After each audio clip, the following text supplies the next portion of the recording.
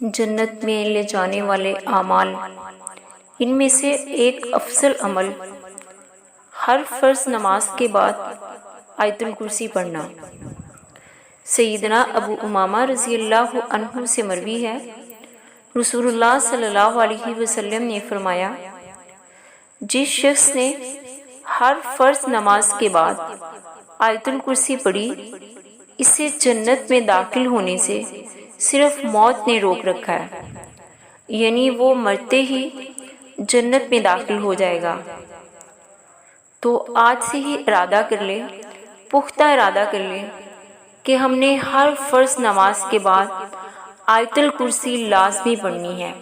یہ کام ہم نے ہمیشہ کرنا ہے اور اس کام کو ہم نے کبھی نہیں چھوڑنا۔ آیت الکرسی ہم نے ہمیشہ پابندی کے ساتھ پڑھنی ہے، ہر نماز کے بعد پڑھنی ہے۔